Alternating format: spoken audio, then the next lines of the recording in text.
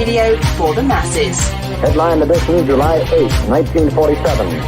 The Army Air Forces has announced that a flying disc has been found and is now in the possession of the Army. If the game is rigged, change the game. Game changer. I occasionally think how quickly our differences worldwide would vanish if we were facing an alien threat from outside this world. This is Fade to Black with your host, Jimmy Church, on the Game Changer Radio Network. All right. Good evening, Fade to Black. Today is Wednesday, January 25th, 2023. I'm your host, Jimmy Church. And tonight our guest is Sarah Breskman Cosme. And we are going to be discussing, amongst other things, but her research through sessions about Egypt. And specifically tonight, we'll be talking about the Great Sphinx.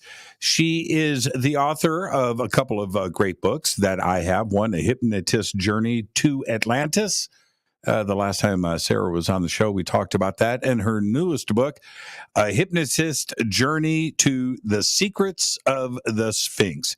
She is a master hypnotist. She's a level 3 practitioner of Dolores Cannon's QHHT. What is QHHT? We will be discussing that tonight, too, as well. And a student of Dr. Brian Weiss. And I would like to welcome back to Fade to Black, the one and only Sarah Breskman Cosme. Sarah, good evening. How you doing? Great. Thanks so much for having me.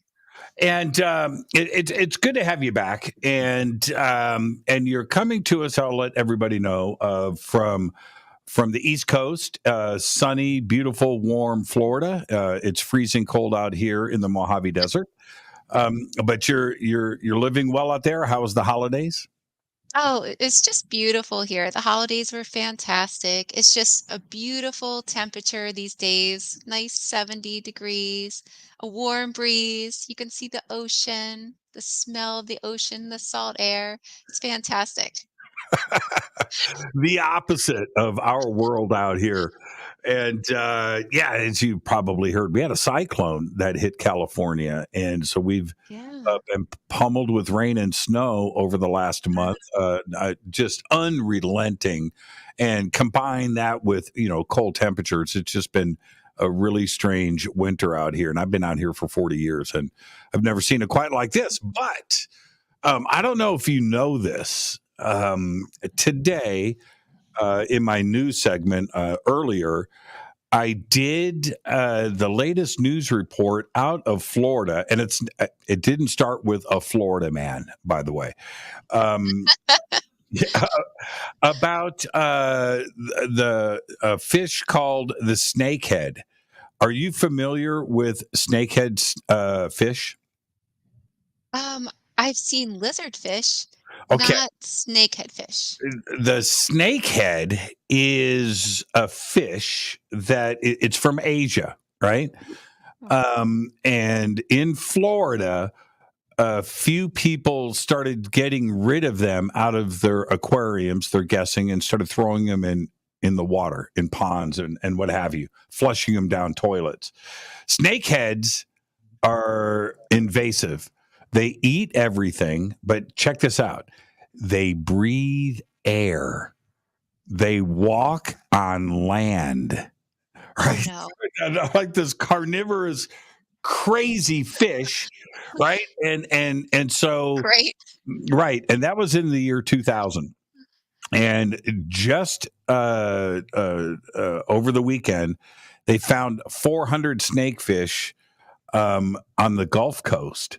So they went from Broward County across land, right?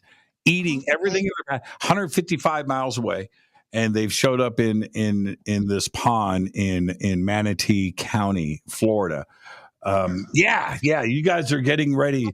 It's the great snakehead fish invasion of Florida. Listen, snakeheads, don't come to the Florida Keys, okay? It's just not okay with us. It's absolutely crazy. And so They were trying to figure out how, because they know they can go from like pond to pond, right? They'll crawl out on the ground, right? On land, and then go to the next pond. That's crazy right there. They can breathe the air for up to 4 days on land and then go back into the water. How crazy is that?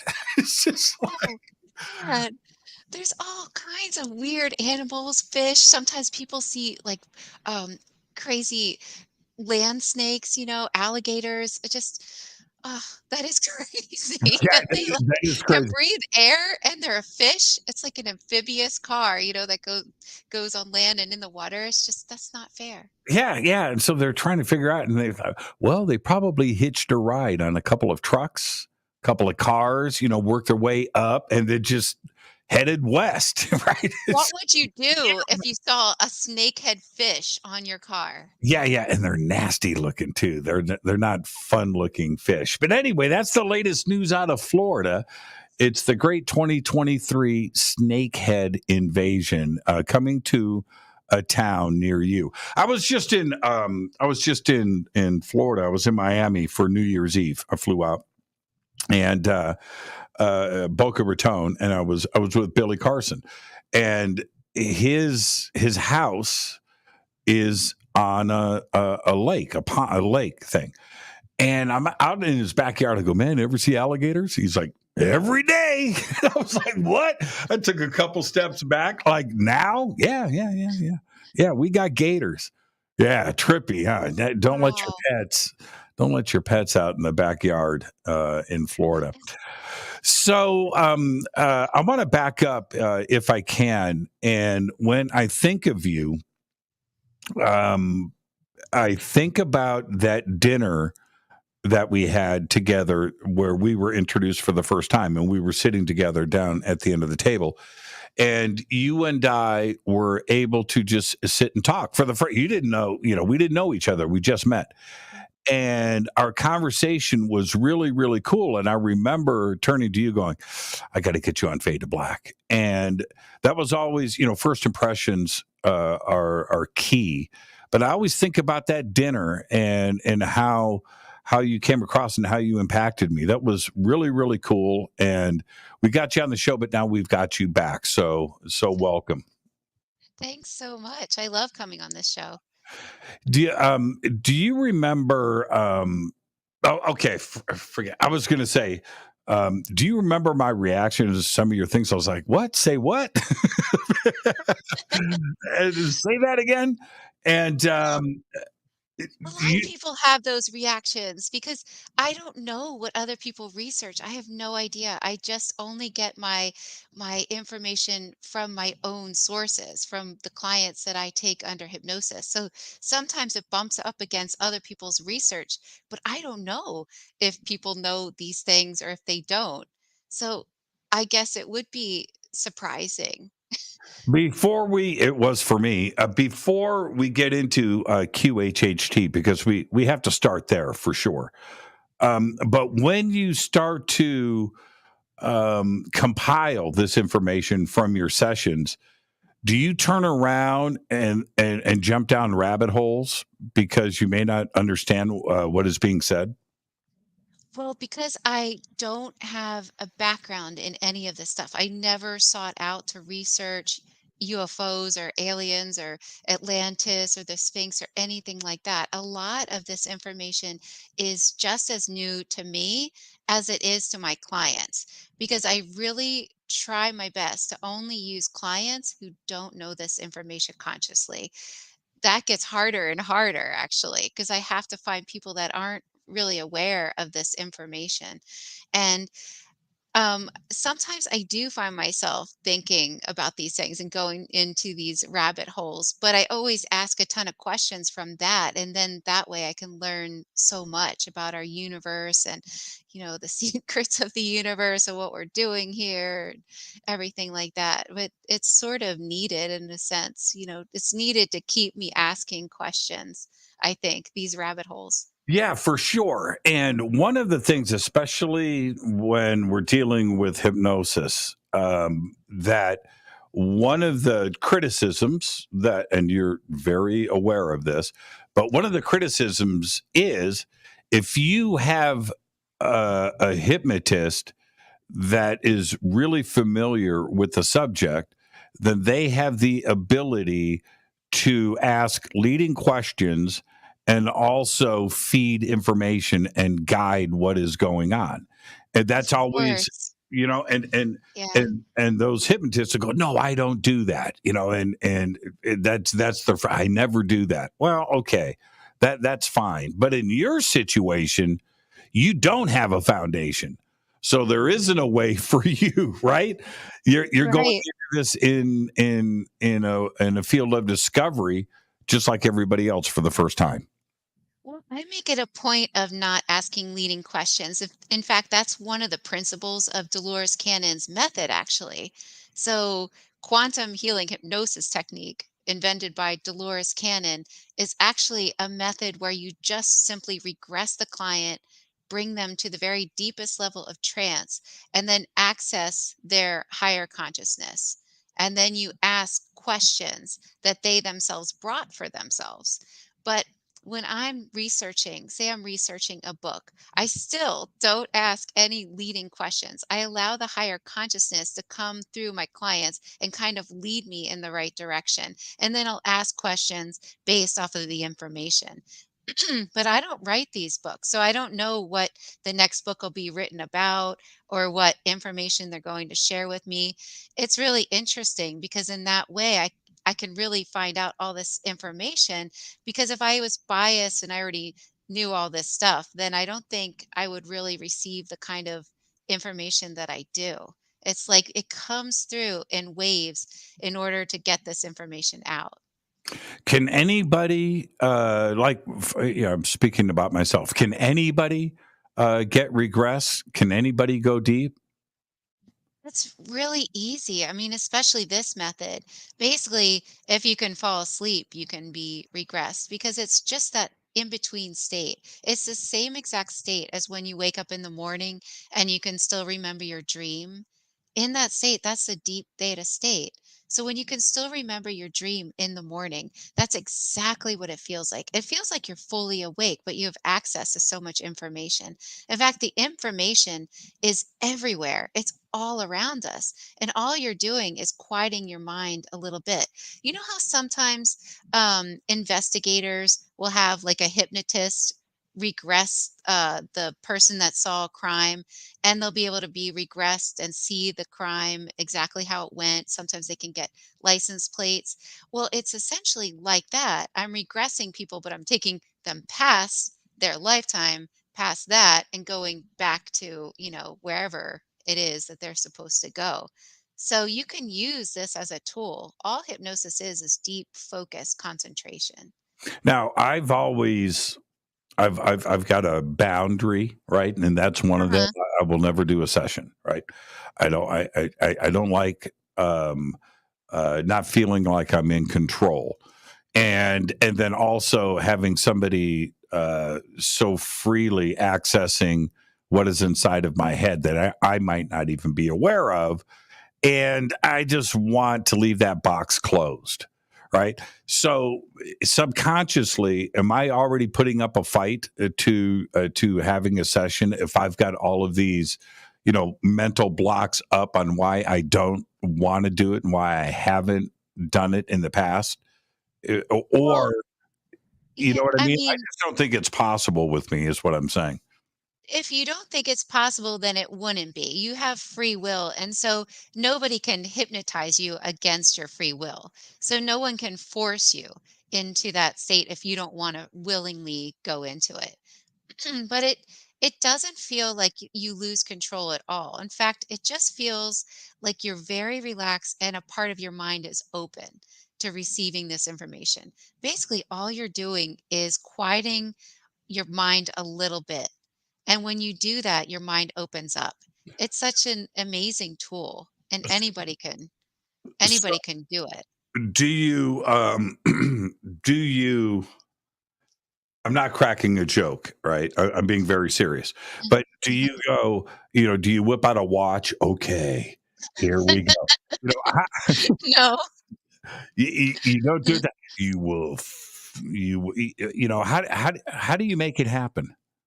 Well, did you ever see that movie Get Out where the woman is like tapping a teacup and then everybody all of a sudden does whatever she says and they I become have seen prisoners? Well, it's not like that. it. No, I mean, all you do, it's so simple.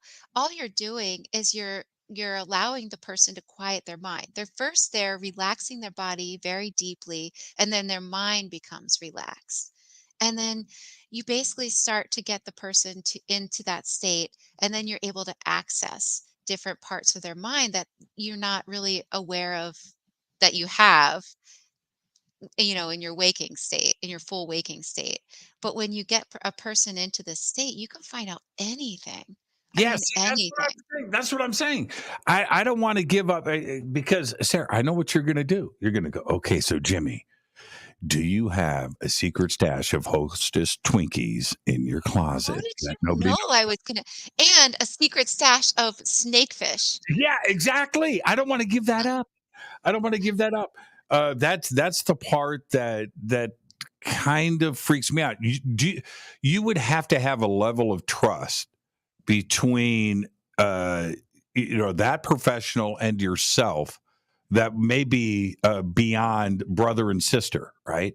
Or mother and father. I Right. mean, that's a serious level of trust. Well, most of my clients come because they've tried everything else. A lot of even my client today, they came because I was their last resort. They had all kinds of issues, all kinds of health issues. That's why most people come, not because they want to find out the secrets of the universe, but it's amazing what comes through. And we didn't even plan on getting this information at all.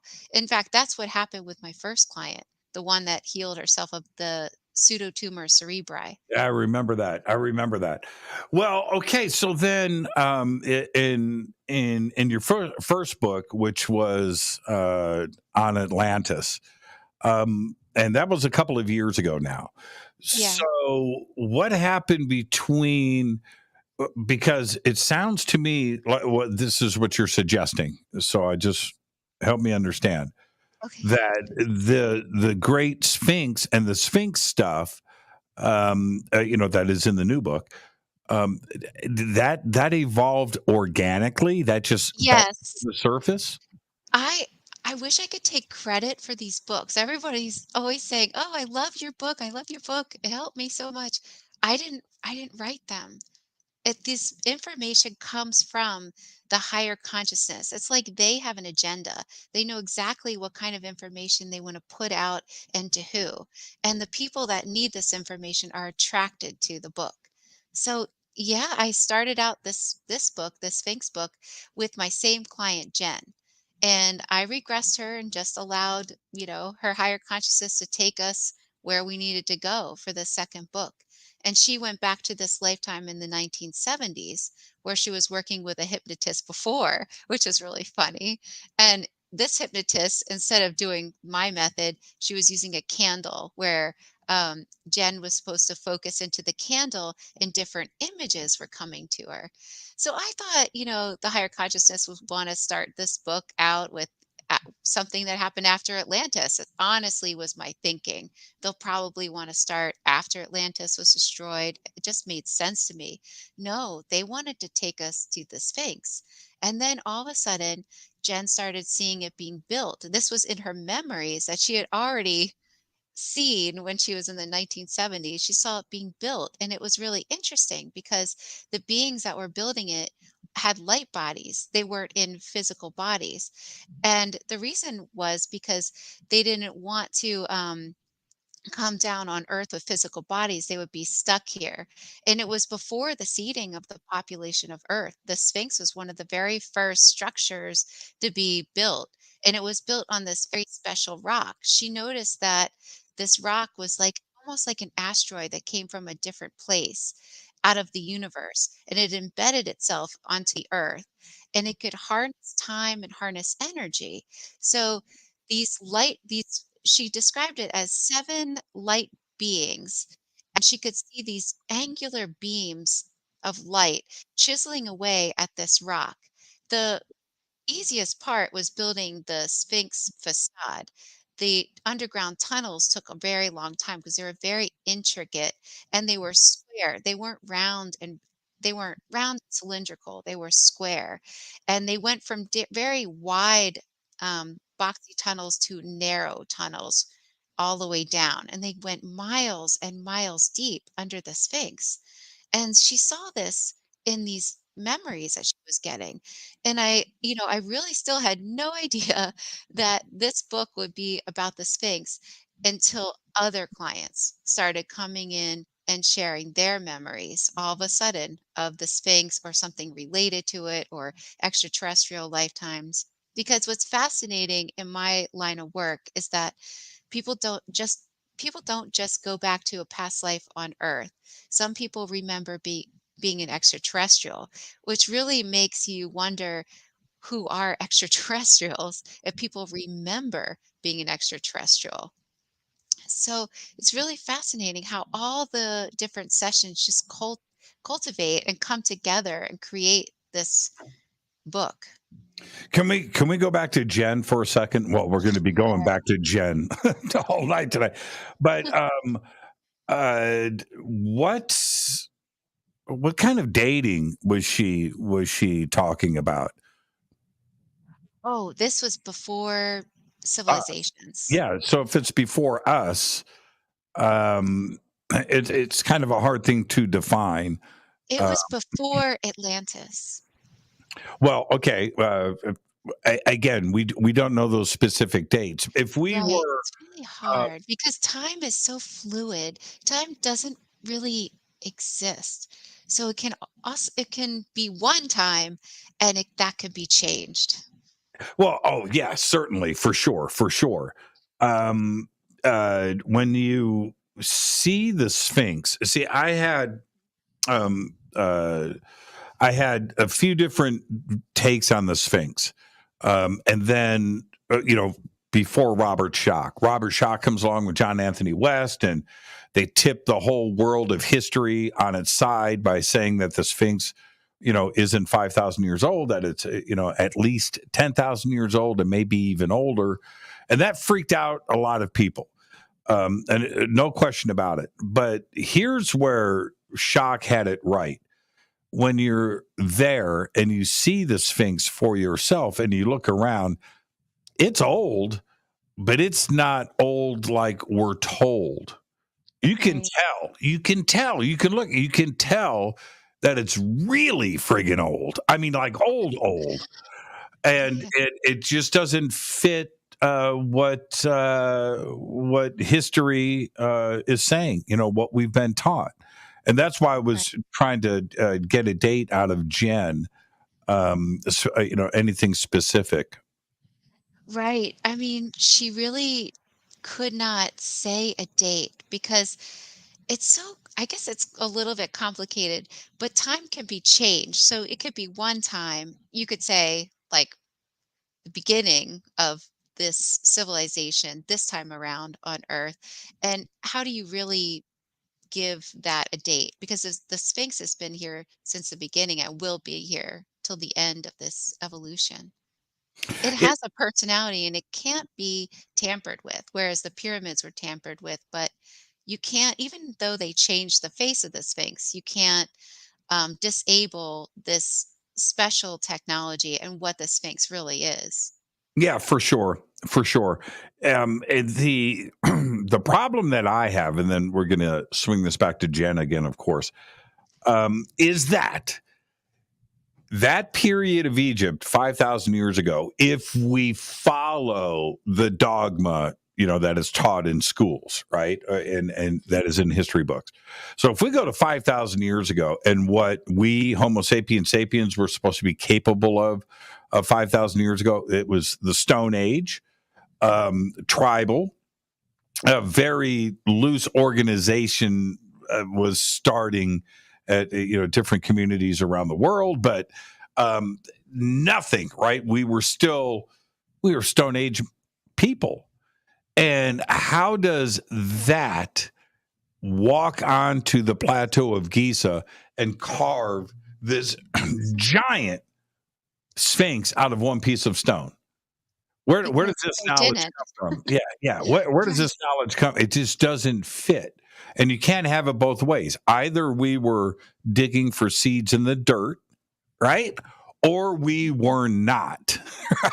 And clearly the Sphinx and other things, too, as well. But the Sphinx says that to us, that it's much older and it wasn't built by who they said built it. It's really that simple, isn't it? I think so, and I think that's what it's there for. So when you go there, you see it, and it does something to you when you go there. You start to question things, question everything that you've been told. But it's amazing that you went to the Sphinx because you can feel the energy of the Sphinx. Did you feel it when you were there? Oh man, are you kidding? Just stop with that, Sarah. So I was there with a group, but I was able to and had the opportunity to explore the Sphinx by myself, and walking around it and one on one and putting your hands up on it and just picking up on vibrations. It's extraordinary. I'm It is. not going to go into that. I don't want people to say this or that or Right, church. right. I don't want to sound like I'm some flower child with crystals in my pocket and I smell like patchouli. I don't want to be that person. But it is something else, man. That is a special and its size and its magnificence. No, you don't know until you see it for yourself. It blew my mind. And then I found that tunnel, and Yeah. that was something that I had heard rumors of. But they don't allow people down into the Sphinx enclosure. And I think that's a big part of it. There's a tunnel system there that you can have access to. And there were no guards. There was nobody there. I could have descended that ladder. I didn't. But clearly there's stuff going on. And also the head of the Sphinx, which I wanted to get to. Did Jen talk about that? Is there Yeah. anything inside of the Sphinx and the hole on the top of the head? Well, with the tunnels, I've had clients look under the Sphinx. And what's interesting is because they don't know anything about the Sphinx itself or what might be under it. But when they looked under it in different time periods, there were different things. So I had multiple clients, not just one, look under it. And they said that there used to be this ship under the left paw, like a extraterrestrial ship, but it was like organic, like almost like a stone, like it was kind of grayish. And that's been removed. And then they looked through, and there used to be like this pot and had this white powder in it. So I got a couple different, clients looking under there, and this white powder was called monatomic gold or something like that. And apparently they used to take that and it would help them open their third eye and get the connection. But basically, when you're at the Sphinx, all these different ancient sites contain this as well. There are light codes that emanate up off the Sphinx, like a couple feet off the surface of the earth. And you can tune into these light codes and get the messages. So it's one of the reasons why, no matter what they do to take this stuff away from these ancient sites, you can't take away these light codes. And all you have to do is some of the ancient breathing techniques that they did and just tuning into um, the Sphinx, because it's funny you were talking about snakes, but they used to do this like cobra breathing in order to kind of connect. It was sort of like a meditation. It was like filling your lungs all the way, and then you would like exhale with this and like doing that a bunch of times as you meditate and try to connect with these light codes that are coming up off of the Sphinx and getting this information. Why do you? What's your best guess as to why you had different clients suddenly talking about the Sphinx at the same time? My best guess was that they wanted to put this information out there. They wanted to They wanted people to understand that the Sphinx is like a radio broadcast system. So the Sphinx is collecting all kinds of information, everything that's happening on this planet Earth, and sending it out to different planets. And I think they wanted us to know that there's no way anybody could destroy it. You can't destroy something so powerful. You can change the face, you can alter it, but you can't take away what it really is and what it's doing. There's nothing anybody can do. It's still going to be this broadcast system. And there's other Sphinx-like structures on this planet and many other planets. On Mars, it seemed to look like an obelisk and it would like face the Sphinx. So it's like this huge network. And the Sphinx is like one broadcast system that would broadcast to different planets. And then these planets would also send the signal back. Like some of my clients that remember, a lot of my clients will call it the home planet, this purple and pink like planet. It had its broadcast system looked like spires, like these like wiry spires, and they were what was broadcasting back to the the Sphinx on this planet. Who So is who is they? oh, okay, us. Yeah. They want us to know. They when I Us. So this is what we do because we come into this reality, just to remember, but when we die, we know everything again. So when we come and incarnate somewhere, we forget everything. You have to forget. Well, most people, almost all people have to forget when they come onto this realm here. And Mhm. so this is a journey of remembering again. And then you die, you're like, "Oh, yeah, I knew all this stuff," and then you do it again and again. How did you we'll get back to the Sphinx, everybody, but how did you find QHHT? I picture you I I know you.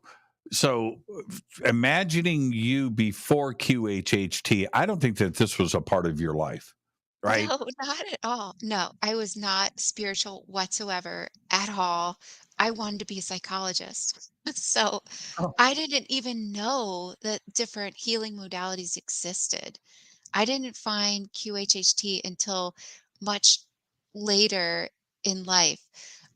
It was just by accident, really. I mean, I stopped wanting to become a psychologist after I had an internship, and I realized it wasn't for me. I just thought it's a great field, don't get me wrong, it's wonderful.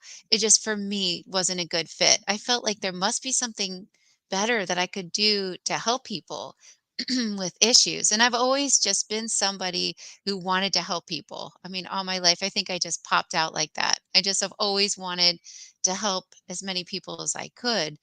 And so that's how I eventually got into hypnosis. And as soon as I did, I it took me a little while, but I realized that the lose weight, quit smoking weren't nearly as effective as past life regressions. Right. There's something to be said about that. In fact, that's a whole show right there. We'll Yeah. we'll, we'll do that later.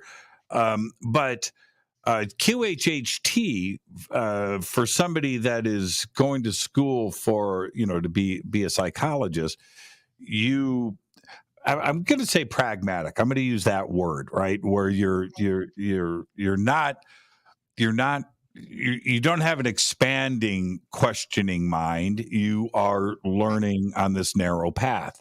You get into QHHT and this is a whole nother thing.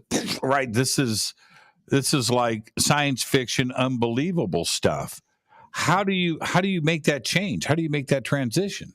It was hard. I didn't believe it first. I Right, didn't right. believe, especially the first client. Well, even with Jen, she didn't believe in aliens. So, here I am regressing her. I'm taking her deep under hypnosis. And all of a sudden, she remembers being an alien. I just thought, oh my God, what is she going to think?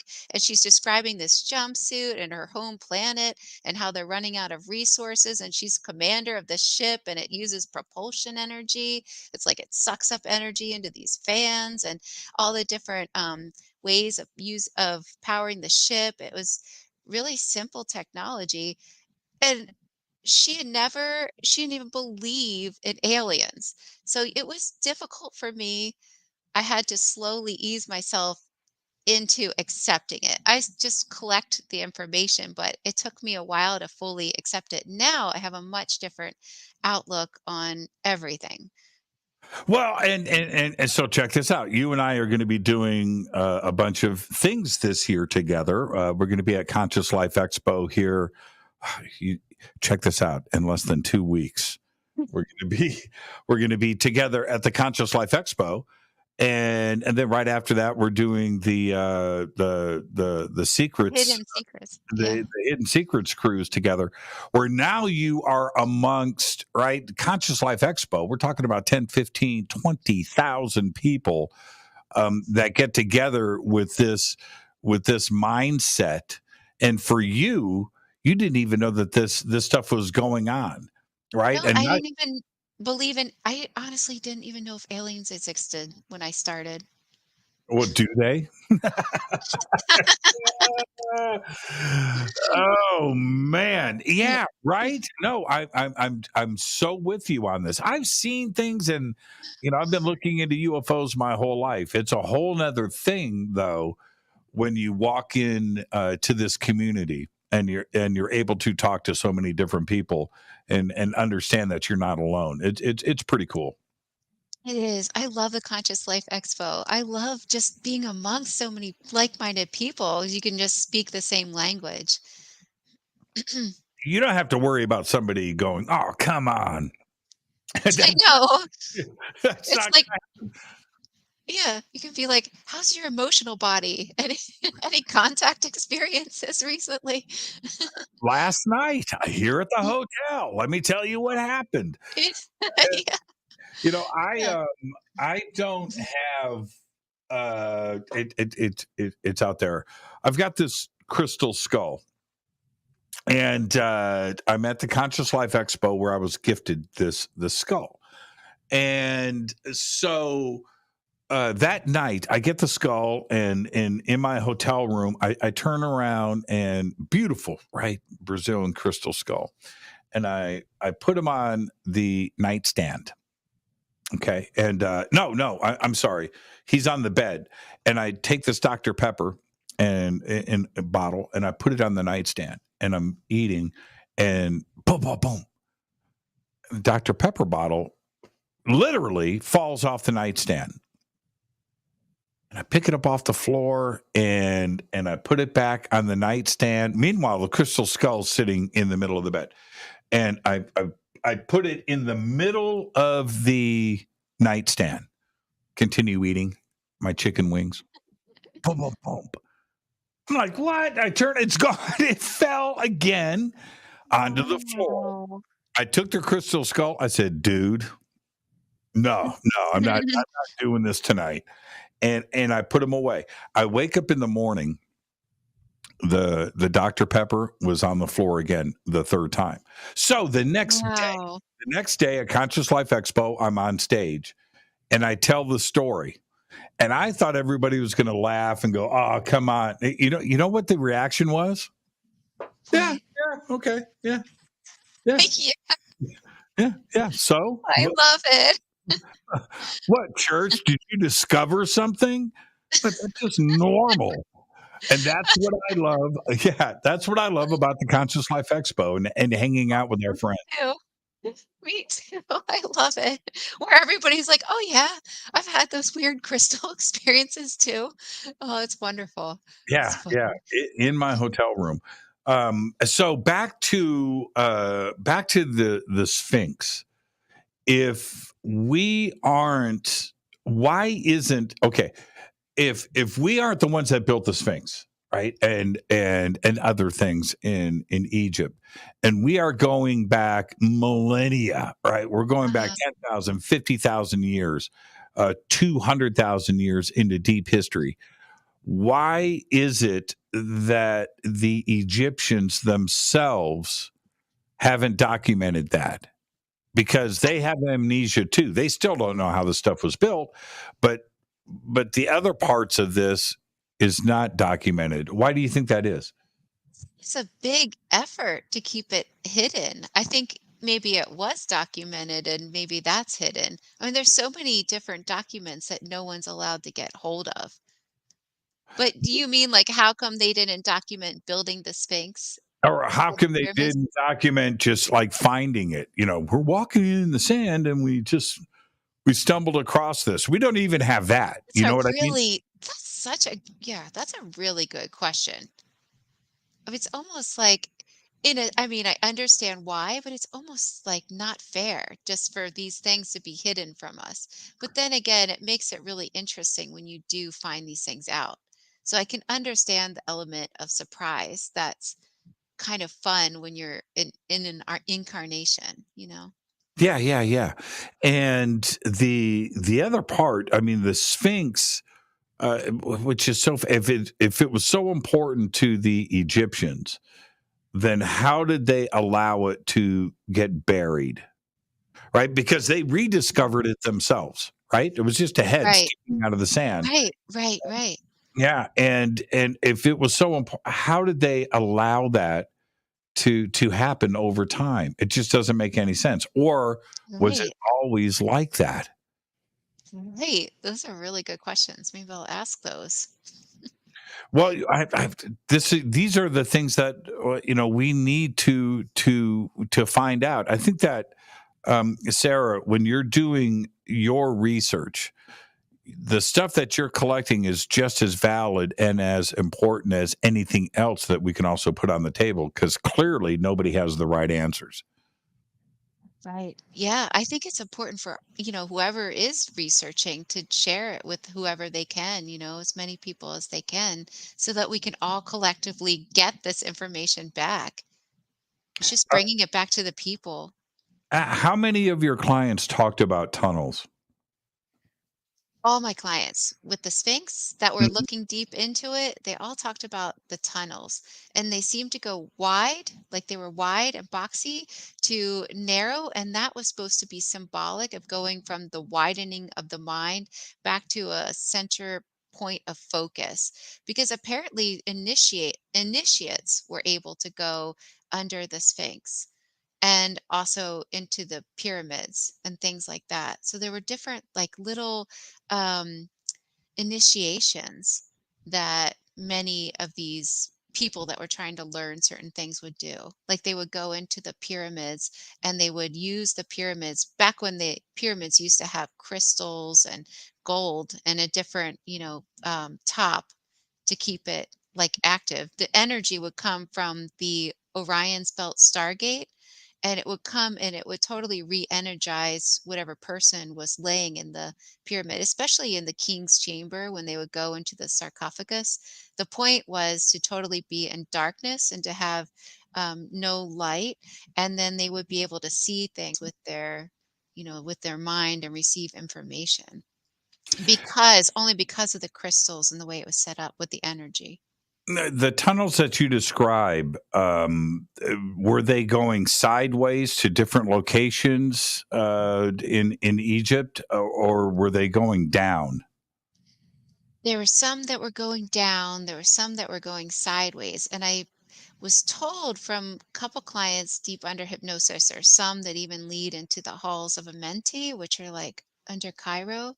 There's a physical place and then I guess you would call it a place within everyone's mind of different levels of existence. So, I mean, but everybody said it was more like a hall, not halls. As in one tunnel. As in one tunnel that led there. Yeah, is in the halls of Amenti were just like one hall And that was underneath Cairo, so back underneath across the Cairo. Nile, where Cairo is today. When they were looking under there, I don't really know much about the halls of Amenti or anything like that. I think is there a real place? That's what my clients have said. That Hmm, there's an hmm. actual physical place under Cairo somewhere. Can you get do your clients ever draw? Yeah. In fact, they draw symbols and, different things that they see. Sure. And did they draw these tunnels?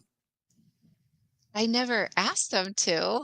I could have them draw tunnels. I think you should. I mean, there's other research right now that suggests exactly what you're talking about. Seriously? Yeah, yep. Yeah, yes. And that's why I want to know which direction and if it's possible. So I'm not going to give you any leading information, but I think it would be really cool if you could collect some stuff and then we can compare Yeah. data. Yeah. Like which directions the tunnels go? Sure, I can find out. Don't even ask them that. Draw Just have them draw. draw Yeah, the tunnels? yeah. Okay. Well, if we go back to Edgar Casey and what he would do, the sleeping prophet, and Right. he would write this stuff out. He suggested very early on that underneath the left paw there was the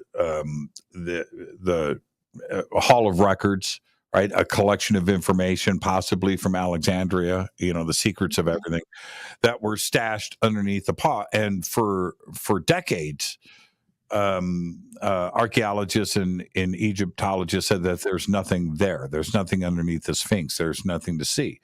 As it turns out, there's a lot underneath the Sphinx, and we know this. I just showed you a video Yeah. where clearly there's a tunnel network underneath the Sphinx. It does exist. Yeah. Um, but you said that there was a pot and also a It craft that was there. craft, and not only that, there was like this big holographic, like I guess you could call it a scrying lens. It's like the same kind of tech. I mean, I know the gray extraterrestrials do not claim to have built the Sphinx, but it looked the same as like how my clients describe when they go on a gray extraterrestrial craft with the same type of like holographic centerpiece where they can get information. Like when I don't mean to go off topic, but when people are contacted by gray extraterrestrials and they go aboard one of those ships, and then there's all the information about their mission in this holographic center board, and they can find out about different parts of the ship and they could fix it using this hologram. Well, it's the same type of technology under there, and you can find out the history of, anything basically. So, that was really interesting, but that apparently they relocated that to under the Vatican somewhere, which was weird. I don't really know why it would be there, but it wasn't under the Sphinx anymore. And this information that you're talking about right now, this didn't come from just one session and one client. We're talking Right. about how many sessions, how many clients in a rough sense are we talking about? Oh gosh, I don't know. Look 5, it up. 10, 15, 20? Oh no, more like 25 in total for the but I just would like if multiple people said the same thing, then I would put it in the book. But if only one person said it and I couldn't find it with somebody else, then I wouldn't put it in because how do I know that that's real? Because I'm kind of skeptical a little bit and I just want to prove it to myself too. You know how incredible this sounds that What? uh, that your clients in these sessions are all talking about the same thing, independent of each other. They don't know each other. They don't know what's Yeah. going on, and all of this stuff is coming out about the Sphinx. And you have to ask Yeah. why. What's the reason for this? I mean, it's just phenomenal. Well, see, that's why when I go present at places, I take little clips of them actually speaking under hypnosis because it's one thing for me to see, I'm skeptical, so I think other people think like me. This is one thing for me to tell you, it's another for you to hear it yourself. And so I had multiple people say the same things. And like you said, they don't know each other. Why would they say these things? So they all said the same things. It's extraordinary. Have you've been to Egypt? Have you touched the Sphinx yourself? I did, and, that's something that was really big in ancient Egypt was touching the ancient structures, and I think I mean, I'm not saying you should go touch everything. But when you do, you're creating like almost like a circuit. Again, it's a lot like some of this extraterrestrial technology where their ships are powered by touching different things because it creates a circuit because you're using the human as a conduit. So by touching it, you're receiving information. The Sphinx is like actually has a very loving presence because its presence is from so much love, like such a higher consciousness. So if you touch it and you allow yourself to absorb that love, it can be really powerful. It's similar to going in nature and to really tuning into that frequency of, universal love towards you. And it's the same when you go to a lot of these places in Egypt, especially if you're near the Sphinx and you can touch it because it has tremendous love in it. And, I've had clients channel the Sphinx. So I got to ask the Sphinx, questions. And I asked it, do you think about things? And it says, no, I just am. And then I asked, well, if you had a message for humanity, what would it be? And it said, I am you and you are me. And it's like, so wait, are humans the Sphinx then? Yes, we're the same consciousness. So it's basically when you're experiencing the love from the Sphinx, you're experiencing the love from yourself from a different dimension because it's just like when people are contacted by extraterrestrials. It's like time doesn't exist in the rest of the universe. So everything that has happened and everything that will happen is happening now. So many times somebody will be really afraid of being contacted by an extraterrestrial only to realize that they're being contacted by themselves in a different level of reality. That makes That makes sense. sense. Oh, it Yeah. does. That makes sense. There is something, and it's very hard to put into words, but when you're on the Giza Plateau, it seems like, that's, you always want to look for the Sphinx, where is it? And you kind of see it Yeah. and think, and it's a whole, you're excited, the pyramids and everything, but it's a whole nother thing when you walk down those ramps and it's sitting there, right in front of you, and it is such powerful imagery. It is, it's the position, it's how it's sitting, and you're looking right in the face, and you walk down. It is powerful. I mean, it's powerful. I didn't get that from the Great Pyramid. Yeah. No. The Great Pyramid to me was pretty lifeless, actually. Well, it's But, been but tampered with. man, I wanted it to be something. It just didn't do Yeah. it. And You can feel see, you can feel the difference in the energy. You can't tamper with that energy in the Sphinx, but the pyramids have been tampered with. when you The go energy's to different. the Serapeum, powerful. The Bent Pyramid had a weird vibe too, as well, powerful. But the Temple of Isis, right on the island of Philae, oh man, Mhm. right? Dendera, holy crap, Abydos. I mean, those are spiritually moving places. The Great Pyramid, it's like, Yeah. can't explain it. I really can't. I can't. Some people have profound experiences in the Great Pyramid. I know. I've heard. I Yeah, know. but I know exactly what you mean. I've been to those places and I've felt you can feel the difference in the energy that is alive and that isn't working right now. Oh, another really interesting thing that some of my clients notice, which is going to sound totally nuts, okay? But under the Sphinx, they saw these weird, like, bodies in stasis.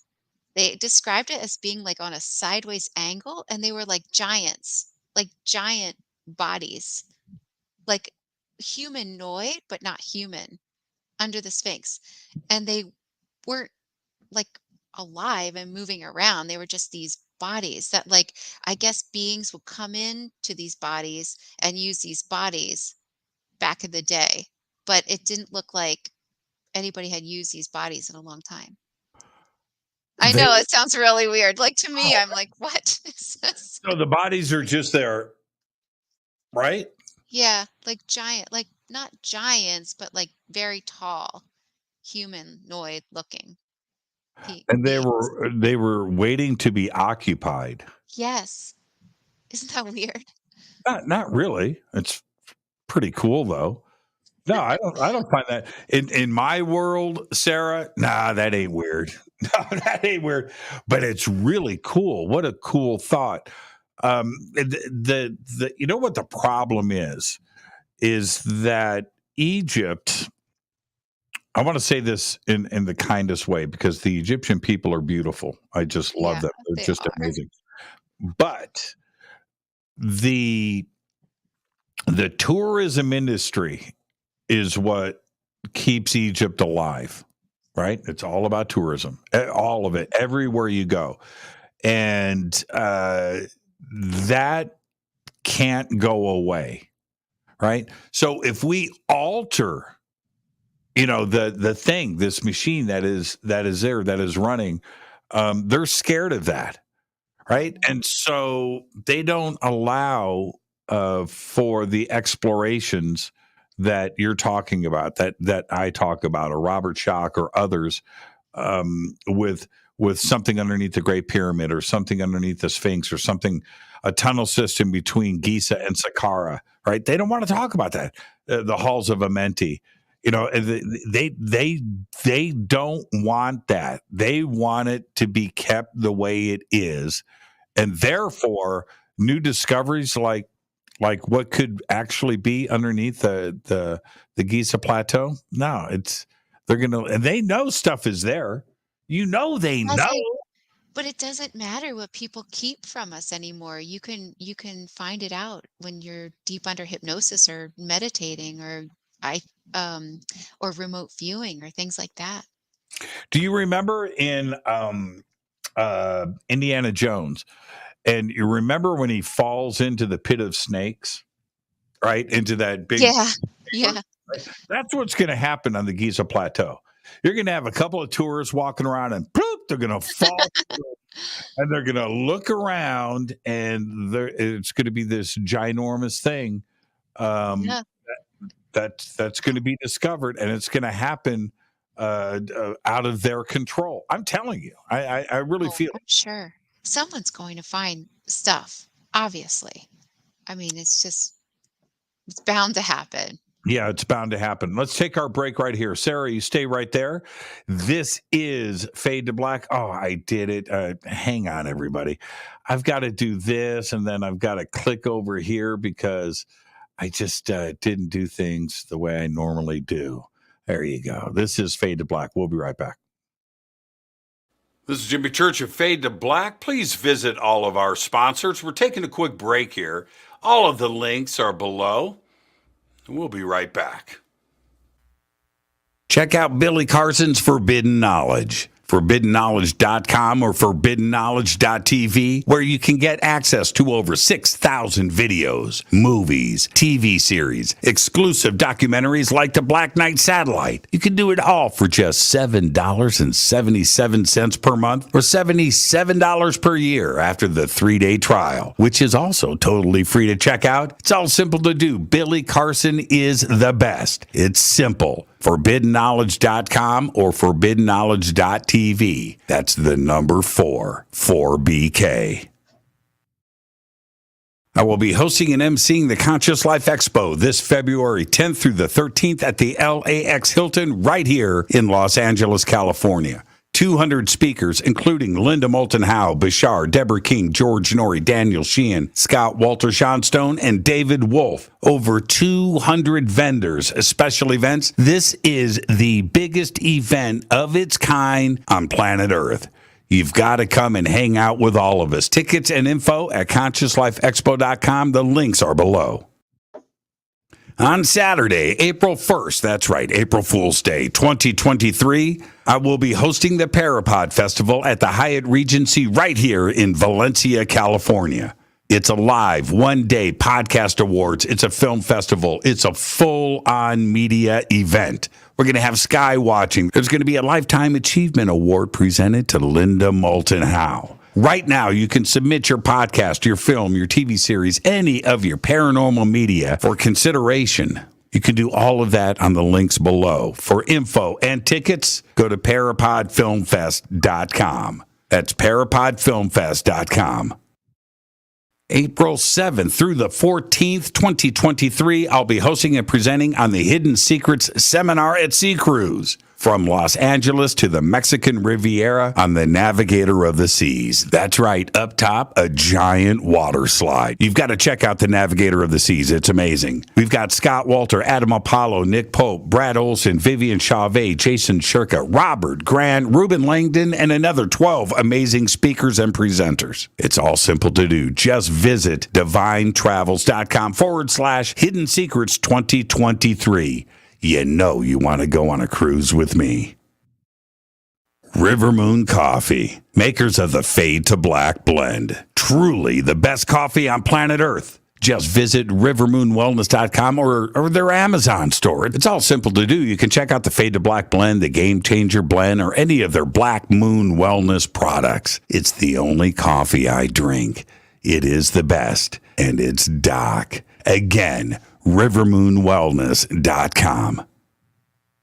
All right, welcome back. Fade to Black, our guest tonight, Sarah Breskman Cosme.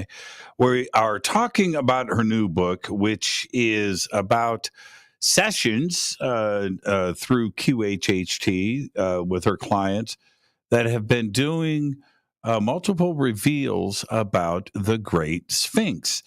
And I keep going back, Sarah, welcome back. I keep going back to the point that it's pretty remarkable that everybody is suddenly doing this at the same time, and there has to be something behind this. And you're going to be speaking about this at Conscious Life Expo and on this cruise that we're going to be taking as well, right?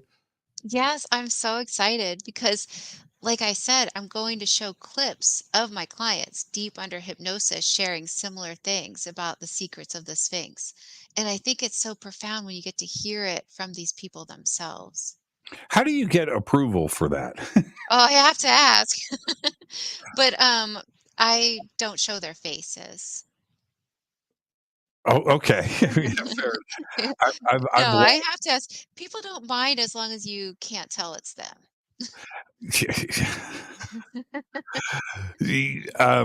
I have seen many sessions, right? Recorded sessions, and it kind of freaks me out because it's so revealing and it's so well, it's profound, but it's also inside of somebody's head. It's a pretty fascinating thing to watch it go down.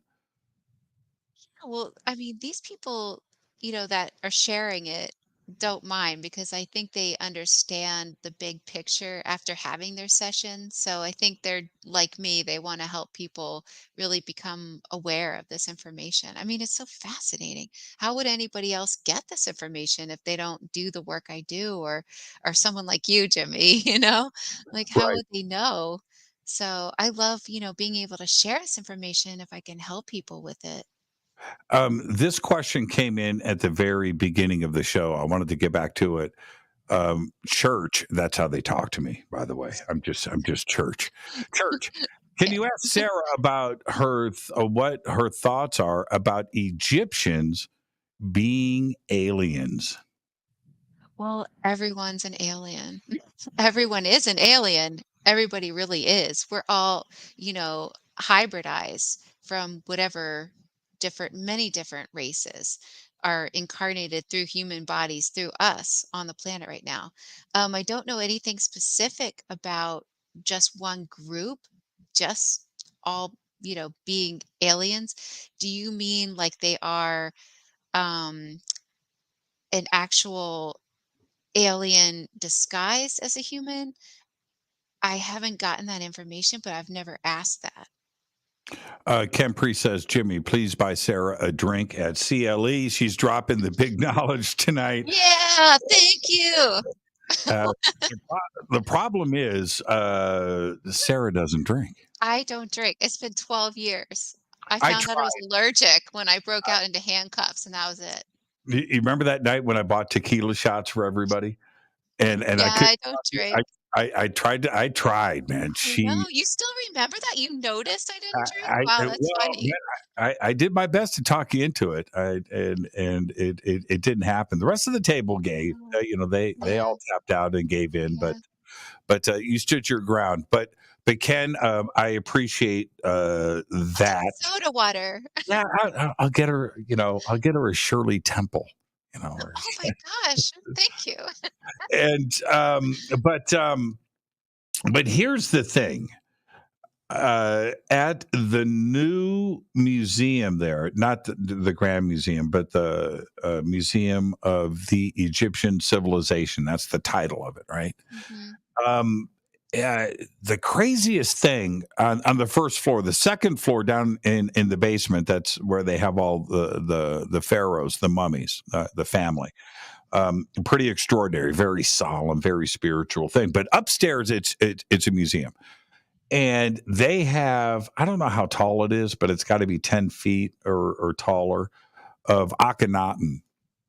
And you look at that statue, and for the life of me, he's an alien. I mean, Yeah. you look at that statue, and tell me just what you see, what you don't even have to know what an alien or ET or have, Right. and just describe what you are seeing. It's a pretty extraordinary thing, and it's right there at the museum, and it makes you question everything once you see that statue of Akhenaten. It's very strange. Have you seen it? No, I haven't, but it makes sense. A lot of the pharaohs were the escapees or the survivors from Atlantis. So they were um very, I guess I would say alien-ish because they were kind of created, just like the founder of Atlantis used his technology to create human hybrid slaves. And so those descendants from those human hybrid slaves that escaped Atlantis went to Egypt, and the ones that were from Atlantis eventually became pharaohs later on down the road, and they were trying to keep that bloodline pure, so they would like have the sister marry the brother to try to keep that bloodline, but they didn't have the same abilities anymore. So it really didn't, they did look differently. Yeah, well, Yeah. Emily just said, did they have a long cranium covered by their headdresses? And I want you to answer that too as well. I will say this: when you go down and look at the mummies of the pharaohs, and I don't know how many different Ramses they have down there, but I think there's like 14 or something like that. Ramses 1, 2, 3, 4, 5, all the way to I think Mhm. 14.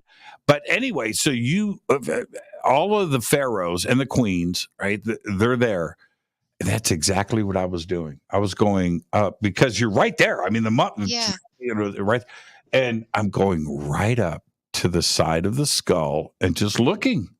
Now they have a lot of security down there, right? And you're not. It's very spiritual. The mummy and the pharaohs and the things, and so they don't want people. No pictures, nothing like that, and they don't want any talking or laughter or anything. You just walk through. But I'm looking at the side of the skulls, and I'm here to tell you there's something going on. And Emily, I want to thank you for that question because once we got out of there, I was with Billy Carson, and I go to Billy. I go, Billy, man, are you checking out the backs of these skulls down there? They don't look right. They don't look normal. And he noticed it too as well. I don't want to push this too far in a direction. I'm just talking about what my eyeball, what I am Right. seeing, and it was very consistent. Do you have any comments on that? Yeah, well, according to my clients, the pharaohs looked differently than everybody else. They were taller, and that you could tell that they were descendants from Atlantis, as they had a different shaped skull. And that it was the difference in their appearance which made people start to, well, they would like almost fear them or understand that they had different abilities than they did. But they weren't stronger. They weren't, like, physically built, like, strong. They were just tall and, more alienish. looking. You have to. I don't want to see what I am saying here is I don't want to suggest or put ideas in people's head, and then they go and they're going to see what I'm suggesting. I don't want to do that at all. Right. So and it's I'm almost having a problem saying what I'm saying right now. I don't think it's cool, right? Everybody needs to go with an open mind, like I did. Right. Uh, Right. yeah, and just go and see it. I'm telling you, I was this close to those skulls, inches away, and I looked at all of them from the same perspective, and something just, and I don't know. That's all. Where is it? It's under the museum? Yeah, it's called the Museum of the Egyptian Civilization. Oh, wow. And so underneath that, I don't have any pictures. Oh, you know what? Hold on for a second. You know what I can do? Okay, so check this out. Let me do this. I may have a photograph of the outside of the museum, which will have the name of it. So just give me a second. And I know I've got images of Akhenaten, and I've got images. I just don't know if I have them on the computer. I had a So client remember uh not being Tutankhamun, but remember like looking into King Tut's, King Tutankhamun's life, and he was shorter. He wasn't, I mean, of course he was younger too, but he was really weak. He had a lot of physical issues. And the people around him, like his parents, really wanted him to have these abilities that came through that bloodline. mhm. Oh, and he didn't have it. He couldn't see the same things that they wanted him to see, and he felt like a total failure in that life. And now he's reincarnated into a bunch of different bodies in this life, male and female, apparently. There it is, right there. It's the National Museum of Egyptian Civilization. That's the name of the new museum. Wow. And now we were talking about Akhenaten, right? Okay, so check this out. So here's his face, right? Uh-huh. And that's just strange enough, right? And Yeah. then I'm going to show you this. Look how tall this statue is, right? That's myself and Elizabeth. You can see how big it is. It's giant, right?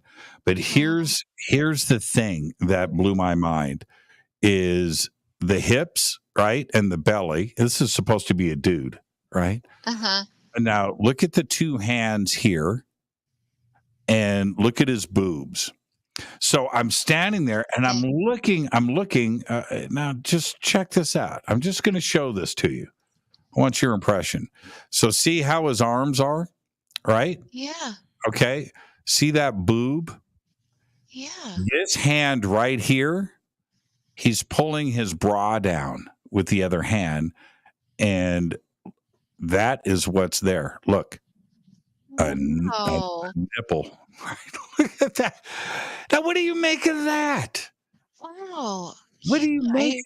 I don't know. know. If look at this statue. Does that look human? It just, I don't know. It's just something weird about it. And then you've got this, right there. So interesting. I mean, races like other extraterrestrial races are not masculine or feminine. A lot of them are, You hermaphrodite. know, I'm standing there with Elizabeth, right? And we're looking like, man, Akhenaten, that's pretty cool. It's pretty cool. It's like, wait. What is that? Right? And I said, he popped his boob out. And he's got it pulled down. And now let's remember something here, Sarah. If you're an artist carving that statue for the pharaoh, you don't make mistakes, Right. right? Right. Like with the fear of death, you don't make Right. mistakes. You've got to carve this perfect. And that pharaoh, whoever it may be, and in this case it's Akhenaten, is approving of your work. Right? Akhenaten's going to come up and go, yeah, that's pretty good. Yep, that's exactly how I want it. Yeah. Yeah. And then we have that. I don't know. It's I don't know. wild. I'm going to ask. I don't know. I don't know. Never I don't know. I don't know. When seen you a see this, statue like that. when you see it in person, when you know, and it's giant, by the way. I mean, it's a big statue, and you look at that, it's there for a reason, Of right? course it is. Something is Yeah. being shown to us. I just don't know what it is. Other than, look, I'm a drag queen. I'm Yeah. you know, I don't know. You're right. You don't want to make a mistake, So I wonder if that's an accurate depiction or if that was like kind of a status symbol to look more feminine, or was he like both, you know, masculine and feminine? It's really interesting. Yeah, and you know the whole bloodline after him, which is pharaonic. So you have Tutankhamun and others, right, down through that bloodline. You have to stop and ask questions. You know, what is really going on here? And for Akhenaten to come in and to get rid of the old religious system and bring in a mono, just Ra, just the sun god, Hmm. shut all of the temples down and all the priests and everything else that was going on for thousands of years. That's what Akhenaten did, Right, and Nefertiti, right?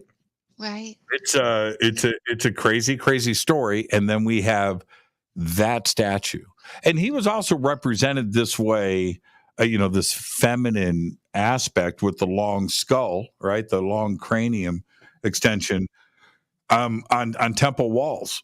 So it's not like it's just this one You're statue. right. Yeah, you're right. He has like a feminine face too.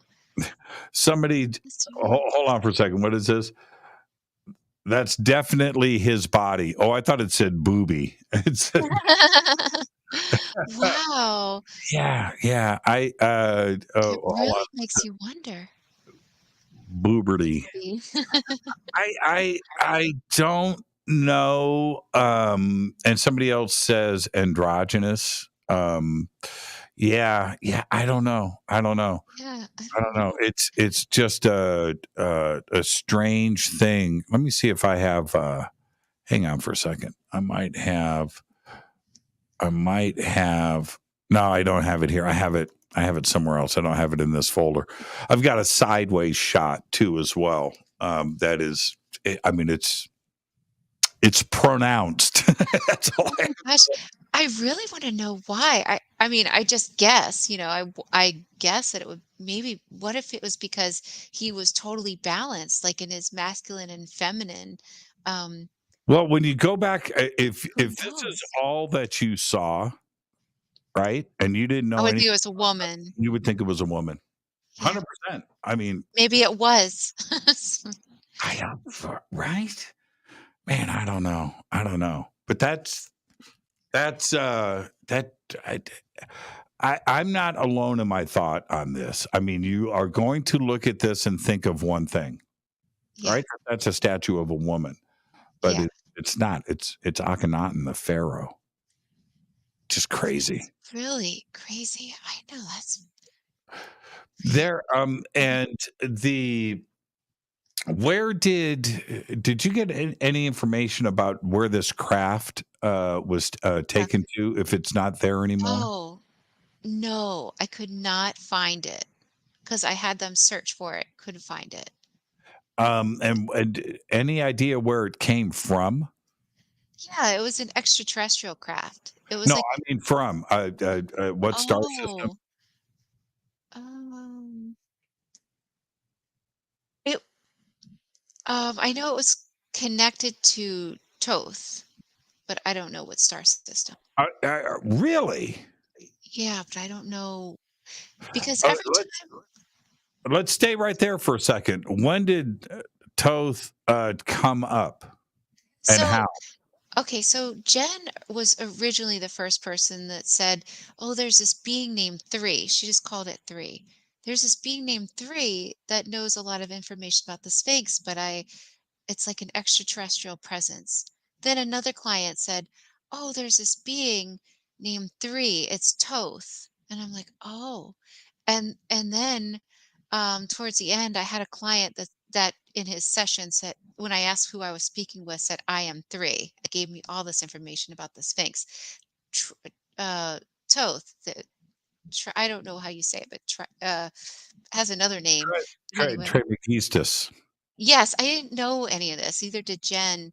That's how it started coming because of this presence wanted to make sure I got this information right, apparently. So he kept it was called him Three. My other client, Yana, called him Three, but then um, my last client who gave me information. Do you know how significant this is? My mind is blown right now. Did you go and research this, Trismegistus and Thoth and the connections? No, So no. you're telling me that you had multiple clients call him Three? Yeah, Three. Really? Because and oh, this is interesting. They explained no, this is interesting. Maybe this relates to what you were talking about. They explained as an it. They kept calling him an it because they couldn't label him masculine or feminine. He was both. So I wonder if that's Hmm. why Hmm. Hmm. Hmm. they Hmm. said Toth was both. It was an extraterrestrial presence that comes down to the earth plane, kind of help humanity. And that's why it really wanted information about the Sphinx to be released. Any information about where this well, I don't want to say information twice, but is there a place? Well, we have the Library of Alexandria, right? We know about that. Hmm. Um, Edgar Casey talked about a vast body of knowledge underneath the Sphinx. Um, any information about where this stuff may be? Yes, it's still there. So all the hieroglyphs contain these light codes, like I was saying, but they come off the hieroglyphs. It's like light language. I don't know if you've heard people talk about light language. That information is still there in a light form. So it's not, you can't take it away, but you can access it with your mind. And all you have to do is go there and tune yourself to it, and you can be downloaded with this information. I don't know if you would understand it all consciously. I don't think any human on the earth would want to do that because they would all of a sudden be completely enlightened and wouldn't be in a body anymore.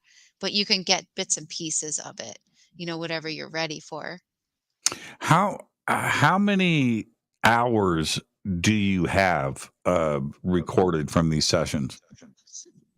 I do this every day and I record every client every single day. No, I mean the Sphinx material. Oh, okay. Oh, so much. I don't know, like hours and hours and hours. I don't know. It would be so hard to go through it all. Like Well, again, that's why I documented it all in the book. so everything that was done is in the book. No, Well, that's there's a ton of more information, but I put what I felt needed to be in the book, and then I asked a bunch of times, "Did I get everything that you want to share?" you need. I'm just going to make a suggestion. It sounds like you Yeah. need somebody with a pretty grounded fundamental knowledge about Egypt to listen to that material to get stuff documented, because things like Three and Trismegistus and Thoth coming from multiple clients, this is very serious and very deep stuff. And I appreciate that you don't have any idea, right? I'm hearing it Yeah. right now and I'm like, are you fucking kidding me? What? This is like some very serious stuff, and it sounds like Well, that's why they put it out. And I didn't do listen, this is true. I self-publish my books, and they said, "All you need to do is publish your book and we will share it." How does everybody find out about me? I didn't do anything. The first day I published my first book, it sold 1,000 copies in India. Like they were waiting for it to come out. So it's going out to where it wants to go. It's like the consciousness of the information. I mean, the information has a consciousness. But again, what I'm suggesting here is maybe you can have somebody go in and go through those tapes that would understand the significance of some of this stuff. Because if it's cross pollinating, Right.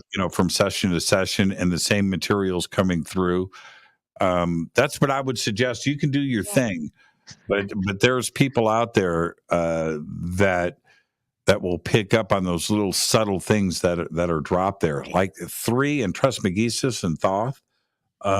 That's deep. That's deep stuff, and those that are in the know understand that. And there may be something else there that would be very, very important. I'm not suggesting me, but somebody like me. Come on, Jimmy. Oh, I would do it. I mean, you can risk the snakefish. I mean, Yeah. you haven't come to Oh, the man. keys yet. Snakefish. What?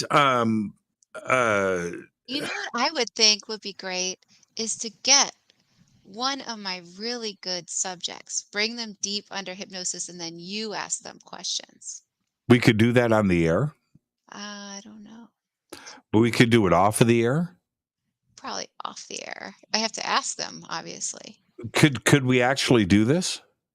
Oh, yeah, easily, but I don't know if I can do it on the air with them. No, I would love to do it on the air, but yeah, I would. Yeah, I think we should do that. Yeah, come up with your list. Oh, we could do it just like we do this show. Yeah. But Um, I have to hypnotize him though. This yeah, isn't conscious. no. Oh, I get what you're saying. No, I totally understand. I think we should do that. All right, let's do it. 100%. Okay. And here's the thing. Why is it, and I want your opinion on this. Uh-huh. Why is it that they want this stuff suppressed? Right? There's so much now that is coming out, and we're finding out how much truth has been kept from us. Yeah. And this has been going on now for thousands of years, and all the way up through modern times. Yeah. That So this stuff is why keep it from us? What's because the big deal? you can't control a population that's aware of themselves. I mean, you can control a population if they're in fear and they're withheld information. They even did this in Atlantis. The founder of the last time in Atlantis felt that the population could be controlled better if people didn't have all the information. And it's basically the same way that we're governed now.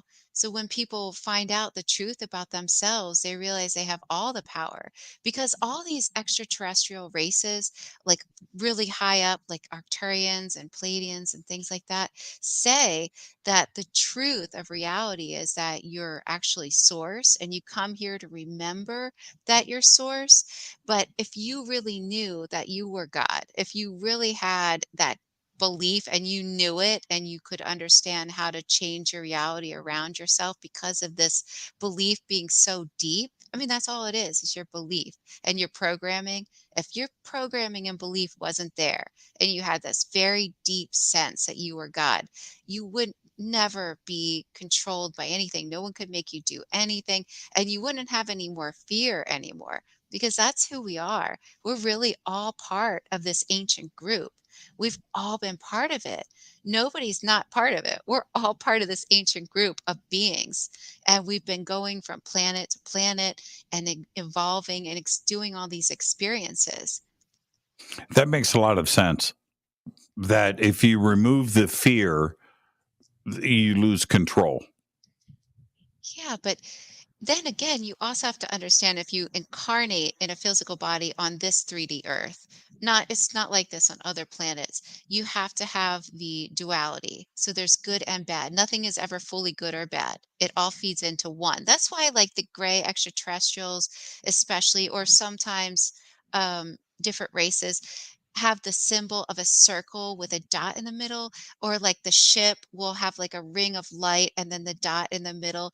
It's because it's supposed to remind us that the negative and positive all feed into one, is all one thing with the circle symbol, and that this we have a point. This is our point of perspective within the sphere, but we all are enclosed within source. We all are source, but we've all separated. Oh, we just lost your audio, Sarah. Your audio just, let's see, what did you do? What did you do? Oh, man. Yeah, you're still live on my end. It just stopped.